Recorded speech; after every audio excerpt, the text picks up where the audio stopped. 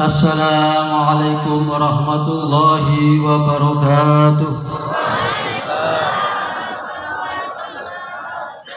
Alhamdulillahi rabbil alamin wa bihi nasta'inu ala umuri dunya waddin. Wassalatu wassalamu ala sayyidil mursalin wa ala alihi wa sahbihi ajma'in.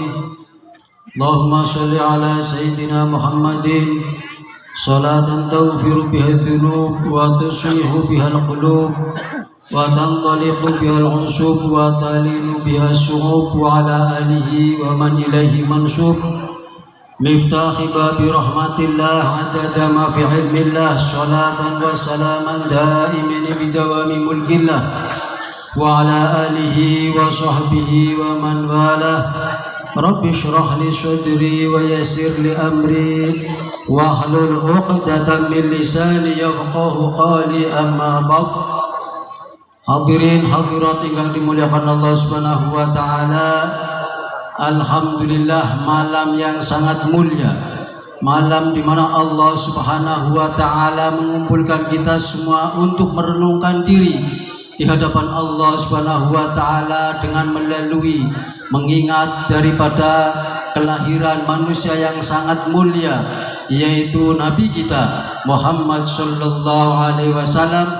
Oleh karena itu, sebelum kita bersyukur kepada Allah Subhanahu wa taala, kami bersyukur wabil khusus habaibna, yaitu Habib Hasan Zainal Al-Kaf. Mudah-mudahan beliau sekeluarga diberi oleh Allah Ta'ala umur yang panjang, Allahumma, diberi ilmu yang manfaat dan barokah, Allahumma, diberi rezeki yang manfaat barokah, Allahumma, dan bisa memberikan syafaat kepada kita dan memberkahi kita baik di dunia dan di akhirat, Allahumma amin ya rabbal alamin.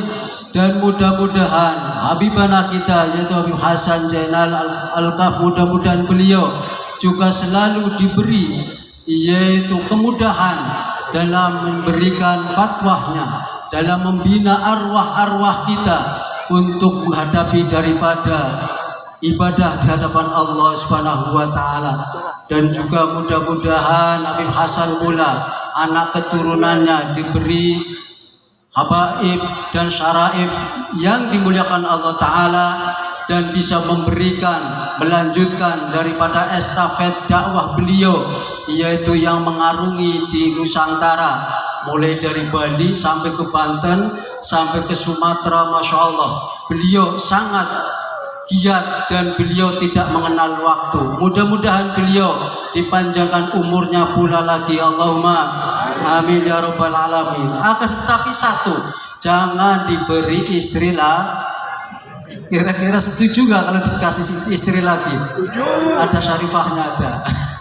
Insyaallah barokah, Allahumma amin ya rabbal alamin. Dan juga ad-da'i ilallah al-alama al-habib Muhammad bin Mustafa Al-Jufri. Beliau juga da'i muda, ganteng, muda. Kira-kira siapa yang gak mau? Kira-kira yang mau ngaco, angkat tangan. Mudah-mudahan beliau juga diberi oleh Allah Ta'ala untuk selalu menyampaikan risalah Rasulullah Sallallahu Alaihi Wasallam, dan juga mudah-mudahan beliau selalu memberikan fatwa, ilmu-ilmu yang untuk kehidupan yang bahagia, baik kehidupan di dunia dan akhirat. Marilah kita nanti bersama-sama melihat daripada guru-guru kita yang sangat ganteng, dan mudah-mudahan beliau adalah kegantengan yang akan menjamin kita di hadapan Allah Subhanahu wa taala, sebagaimana dalam hadis mengatakan, man yang zuru aliman laqiya alaihi saliman yaumal qiyamah, bahwa kata Allah Subhanahu wa taala, pandanglah orang alim, pandanglah beliau yang sangat ganteng, pasti nanti di akhirat akan diberi oleh Allah Ta'ala dalam keadaan selamat. Padahal memandang aja ini sudah mendapatkan pahala dari Allah Ta'ala, sudah dijamin oleh Allah Ta'ala selamat di dunia wal akhirah. Dalam hadis lain juga mengatakan, man nadhara ila wajhil alim, bahwa siapa yang melihat wajahnya orang alim, nadhiratan, yaitu satu pandangan. Ini hanya satu pandangan, kata Rasulullah SAW, bahwa kalian kalau melihat wajahnya orang alim satu pandangan, fafariha biha, dan pandangan tersebut artinya antum semua itu memandang dan melihat daripada wajah orang alim tersebut, maka kalian, kata Allah Subhanahu wa taala, khalaqallahu taala min tilkan nadrah malakan, maka Gusti Allah taala akan menciptakan satu malaikat, dan malaikat satu tersebut yastaghfiru lahu ila yaumal qiyamah. Maka orang tersebut yang melihat wajah yang sangat ganteng, wajah yang sangat gagah perkasa, yang tidak akan mengurangi daripada apa itu bahasa Jawa, gayu apa itu istilahnya, sangat-sangat apa itu, terbawa terlena, artinya apa itu bahasa Jawanya, gayu bahasa Jawanya, pokoknya klepek-klepek deh.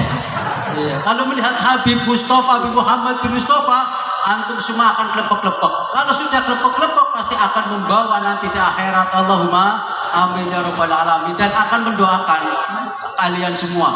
Jadi kalian pandang Habib Mustafa, jangan kemedep. Satu kedepan artinya satu kejaman itu satu malaikat. Satu malaikat tersebut nanti akan mendoakan kalian di hari akhirat. Dan mudah-mudahan beliau selalu dimuliakan Allah Ta'ala dan diberi kesehatan, diberi ilmu yang manfaat dan barokah. Allahumma amin ya rabbal alamin. Dan juga ad-da'i ilallah, nggih menika Al-Ustaz Abdullah Jihad, ya Allah, planet lupa terus ini. Pada sangat ganteng jadi lupa. Mudah-mudahan beliau juga ustadz kita, habaib kita semua, mudah-mudahan selalu diberi sehat wal afiat, dan beliau adalah orang-orang yang akan membawa kita nanti di hadapan Allah Subhanahu wa taala. Oleh karena itu hadirin hadirat yang dimuliakan Allah taala, marilah kita bersyukur, dan sangat bersyukur karena kita semua telah dikumpulkan oleh Allah Ta'ala, yaitu bisa memandang orang-orang alim, bisa memandang daripada para asatidz, para tokoh ulama, para kiai, para habaib. Mudah-mudahan dengan pandangan tersebut kita semua akan diangkat derajatnya di sisi Allah Subhanahu wa taala. Allahumma amin ya rabbal alamin. Sebab ini pembicaranya 3, jadi saya tidak akan lama-lama, walaupun masya Allah saya sangat terharu sekali. Karena apa? Kata Habib Hasan, masya Allah, yaitu dalam lingkungannya kompak. Artinya kompak mau menghidupkan daripada syariat Rasulullah Sallallahu Alaihi Wasallam dengan mengenang kelahiran Nabi kita Muhammad Sallallahu Alaihi Wasallam. Bahwa Abu Lahab saja, pamannya Nabi Muhammad Sallallahu Alaihi Wasallam, itu merasa bahagia bahwa ketika akan datang seorang anak, yaitu keponakan. Seperti kalian ibu-ibu di khususnya, ibu-ibu kira-kira kalau setelah melahirkan anak merasa seneng gak? Seneng kan? Terus setelah melahirkan anak tersebut bentuknya gagah, kemudian bercahaya putih, terus kita merasa bersyukur kepada Allah Ta'ala, kemudian bersyukur dan bersedekah. Kira-kira dengan rasa syukur kita karena melahirkan seorang anak dan memberikan daripada sedekah, kemudian dengan sedekah tersebut akan diterima oleh Allah Subhanahu wa taala, kira-kira Allah akan membalas apa enggak? Pasti akan membalas. Oleh karena itu hadirin yang dimuliakan Allah Subhanahu wa taala, marilah dengan bersolawat kepada Rasulullah Sallallahu Alaihi Wasallam dengan kelahirannya, mudah-mudahan kita bisa dimuliakan oleh Allah Ta'ala dengan memuliakan kelahiran Nabi kita Nabi Muhammad Sallallahu Alaihi Wasallam, sebagaimana yang dikisahkan dalam Ad-Diya'ul Lamiqat Basyarat Ghaibatun Sayyidaha Abu Lahab bin A'taqaha Farhana, bahwa Abu Lahab rasa senang dengan keponakannya lahir, ini bahagia sekali. Dengan kebahagiaan beliau kemudian memerdekakan budak. Dengan memerdekakan budaknya Abu Lahab, kemudian Allah Subhanahu wa taala mengatakan dalam hadisnya, lam yansaha liquna lahu farhatahu bil Mustafa wa bidzalikal haditsu atana, bahwa Rasulullah Subhanahu wa taala mengatakan, saya tidak akan lupa yang saya sebutkan dalam hadisnya, bahwa setiap hari Senin dosa dan kesalahan beliau, yaitu Abu Lahab sebagai pamannya yang memusuhi Nabi Muhammad, akan diberi syafaat dan akan diringankan dosa-dosanya di alam barzakh. Oleh karena itu hadirin yang dimuliakan Allah Subhanahu wa taala, dengan kebahagiaan kita semua sebagai umat Islam, sebagai umat yang setia dengan Nabi kita Muhammad sallallahu alaihi wasallam, mudah-mudahan kita juga akan mendapatkan syafaat dan barokah dari beliau. Wabil khusus guru-guru kita semua, yaitu para habaib, yaitu Habib Muhammad bin Mustafa Al-Jufri dan juga Habib Hasan Jailani Al-Kaf. Mudah-mudahan beliau akan membawa kita di hadapan Rasulullah sallallahu alaihi wasallam. Hadirin yang dimuliakan Allah Subhanahu wa taala. Sebelum kita akhiri, sebelum pembicaranya 3, sebelum kita akhiri, yaitu ada satu kisah bahwa kita hidup, kira-kira yang enak punya hutang apa enggak punya hutang? Orang bilang pasti kepenginnya enggak pengen hutang, tapi dalam kisah tentang sholawat, bahwa seorang yang sangat miskin, seorang sangat kekurangan, kemudian dia harus memenuhi daripada nafkahnya, mempunyai 3 anak yang masih kecil, kemudian mempunyai rumah juga, rumahnya reog, tahu reog, rumahnya nggak bagus, mau roboh, sudah punya kanan kiri hutang, semua tetangganya dipinjemin hutang. Akhirnya kira-kira kalau sudah punya hutang kanan kirinya, pusing apa pusing? Pusing ya.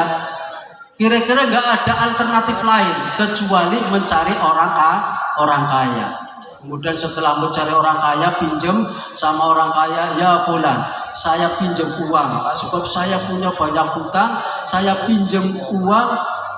Kalau uang sini misalkan 10 juta, saya pinjam uang 10 juta untuk mengganti daripada hutang-hutang saya antar tetangga. Biar saya satu punya utang sama antum, kata orang tersebut. Kemudian orang ini dipinjemin 10 juta. Sebelum dipinjemin dia ditanya, apa jaminannya? Kamu rumah juga mau roboh, terus makan juga nggak cukup.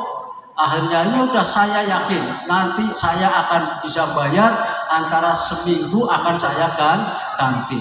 Akhirnya dengan hidayah Allah Ta'ala, orang tersebut meminjamkan 10 juta.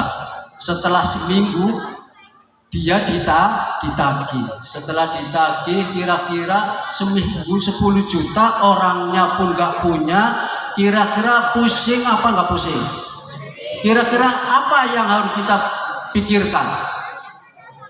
Kemudian kata orang yang meminjamin ngomong, kamu tak laporkan ke polisi, dan pasti kalau dilaporkan kamu kalau sudah mengingkari janji akan ditahan ke pengadilan. Artinya diurus sesuai dengan hukum negara tersebut.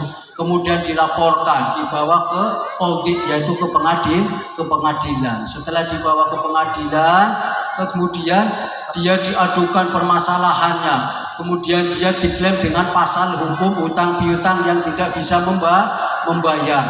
Kemudian kata orang tersebut, sebelum ditahan, sebelum dihukum, minta izin dulu sama qadhi. Qadhi ini adalah hakim yang akan memutuskan daripada hukuman. Kemudian ya qadhi, saya izin dulu bahwa saya tadi keluar dan dibawa oleh orang tersebut, saya belum izin sama keluarga, dan keluarga saya belum tahu bahwa saya ini kemana. Kemudian kata qadhi, nah kalau kamu pulang, terus jaminannya apa? Terus kira-kira mau kembali enggak? Orang kamunya aja sudah menjadi pidana. Kata orang tersebut, ya qadhi, saya jaminannya adalah Nabi Muhammad sallallahu alaihi wasallam. Kemudian dia bingung, qadhi ini bingung loh, kenapa Rasulullah sudah meninggal dunia berapa ratus tahun yang lalu, terus kamu jaminannya kanjeng Nabi. Kemudian dia menjawab, saya jaminannya kanjeng Nabi, kalau saya tidak kembali lagi dan saya tidak membayar daripada hutangnya, maka saya akan keluar dari Islam, kata orang tersebut. Karena qadhi ini juga orang mukmin, orang yang beriman, karena khawatir dan beliau juga akan mengkhawatirkan dia bagaimana nantinya, tetap dia diizinkan oleh Qaudi tersebut untuk izin sama keluarga. Setelah izin ke keluarga, kemudian cerita sama ibunya dan anak-anaknya, yaitu sama keluarga, bu dan anak-anak. Saya tadi dibawa oleh orang yang menghutangi saya, kemudian saya mau dihukum dan mau ditahan. Kemudian kata ibunya, "Nah terus bagaimana? Karena kita tidak punya duit, tidak punya uang untuk membayar hutang, dan bapak juga ini mau ditahan." Akhirnya ada anak yang nyeletuk, "Pak, Bu, ayo sekarang membaca sholawat." Akhirnya dia habis isya membaca sholawat sekeluarga. Setelah membaca sholawat sekeluarga antara tengah malam antara jam 3 jam 2, kemudian semua ketiduran. Bapak ini gak ketiduran.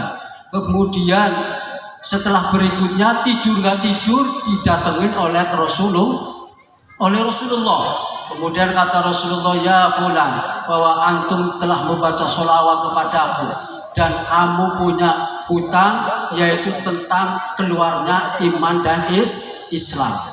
Kemudian, "Ya terus bagaimana ya Rasulullah? Sekarang kamu pergi ke gubernur, yaitu ke amir, orang malik, yaitu orang-orang dalam negeri kita adalah gubernur. Kamu itu pergi ke gubernur, bahwa gubernur ini biasa membaca sholawat 10.000 kali. Kemudian, lah terus mau apa lagi ya Rasulullah yang akan saya sampaikan? Satu, yaitu salam dariku," kata orang-orang ini yang mimpi Rasulullah. Kemudian yang kedua, bahwa gubernur tersebut biasa membaca sholawat 10.000 kali. Kemudian malam itu orang tersebut, gubernurnya itu membaca sholawatnya bingung. Artinya ini saya 10.000 kali sudah penuh apa belum?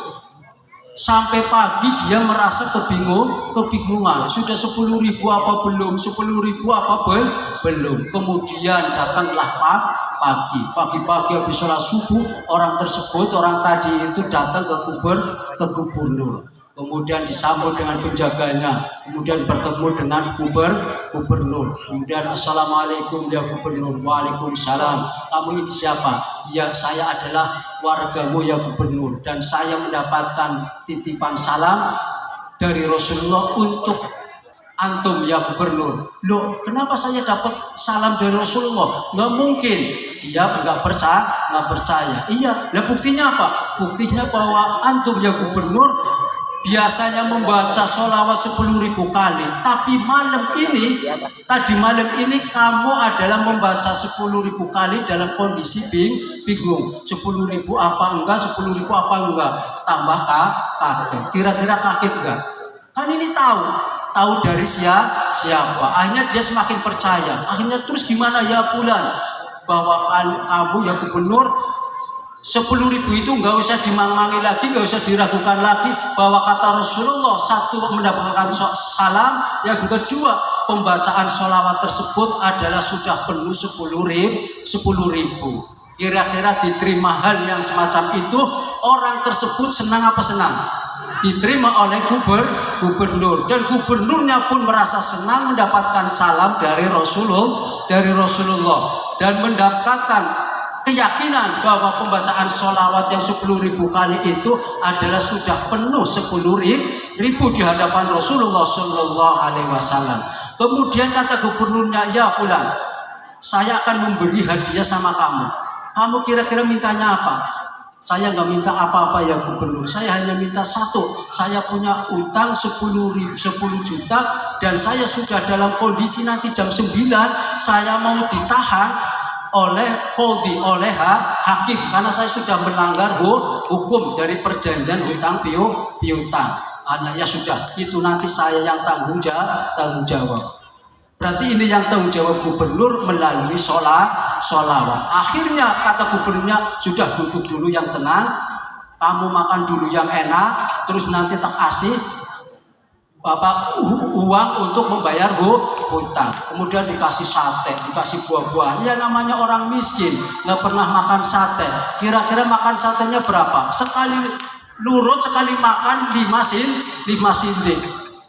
Kemudian jajan semuanya, buah-buahannya dimakan semua. Yang asalnya perutnya kecil, kemudian perutnya menjadi besar. Yang tadi kolornya itu ke atas, kolornya semakin ke bawah karena perutnya semakin gede. Karena saking makan enak, yang nggak biasa makan sate, pada saat itu hari itu dikasih sate kambing muda, kemudian buahnya juga buah anggur, jeruk dan lain sebagainya.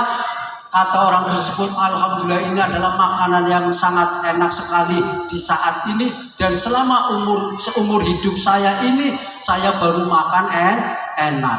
Kata orang tersebut. Kemudian setelah makan enak, setelah nopo tenang, kemudian dikasih uang. Yaitu yang pertama 10 juta untuk nyaur. Ini ya fulan 10 juta untuk bayar orang tersebut. Akhirnya kira-kira orang mendapatkan 10 juta senang apa senang? Kira-kira menangis apa bahagia? Menangis dan bahagia. Akhirnya sudah senang dan merkabak. Artinya matanya merah. Kemudian ini 40 juta untuk perjalanan kamu. Dan nanti dari sini saya antar pakai mobil BMW. Kira-kira orang tersebut gimana rasanya? Haru apa haru? Inilah fadilah daripada sholawat. Karena orang ini bawa uang banyak, sudah kenyang, diantar oleh mobil BMW, datang ke kodi, ke hakim mau bayar hutangnya. Kemudian karena tadinya nggak punya duit, setelah punya duit, kalau uluk salam kira-kira gimana? Assalamualaikum. Ya namanya orang banyak kan gagahan, artinya sombong, istilahnya apa itu, saking bahagianya. Kalau pertamanya kan karena nggak punya duit, assalamualaikum, sangat lemes. Tetapi sekarang sudah gagah, bawa duit 10 juta untuk nyawa, dan kemudian 40 juta untuk perjalanan. Akhirnya kata kodi ini siapa yang uluk salamnya kok keras banget? Setelah dibuka, oh si fulan. Akhirnya malah dirangkul sambil menangis. Lah si fulan ini bingung, loh kenapa ini kok malah menangis dan merangkul, ini maksudnya apa? Akhirnya dia merasa bersyukur dan mengucapkan, ya Allah jazakallah khair, terima kasih banyak, berkat kamu saya bisa ketemu dengan Rasulullah. Semalam saya dimimpiin oleh Rasulullah bahwa akan ketemu kamu, dan nanti saya akan dijamin oleh Rasulullah, diberi oleh Allah Subhanahu wa taala, yaitu syafaat. Kemudian ya sudah, sekarang saya akan membebaskan hukuman kamu. Sama orang tersebut sudah dibebaskan hukumannya. Kemudian orang tersebut dikasih uang, dikasih 40 juta lagi. Berarti orang ini membawa uang berapa? 40 juta. Yang nggak pernah bawa duit banyak, pakaiannya juga kolor. Orang sini kan berarti kolor terus ditaruh di saku. Akhirnya celananya agak melorot sedikit, sampai itu ya sedikit kan berarti melorot sedikit, kelihatan auratnya. Ini orang bingung, kodinya juga bingung, pelakunya juga cepat sekali, yaitu mau mendatangi orang yang menghutangi. Kemudian datang ke orang yang menghutangi, juga uluk salamnya keras sekali, assalamualaikum. Kemudian kata orang tersebut, ini siapa? Tumben-tumbennya ada orang ini beruluk salam sangat keras. Ternyata si fulan yang tadi punya utang. Dirangkul lagi oleh orang tersebut yang menghutanginya. Kemudian orang ini bingung, kenapa ya fulan?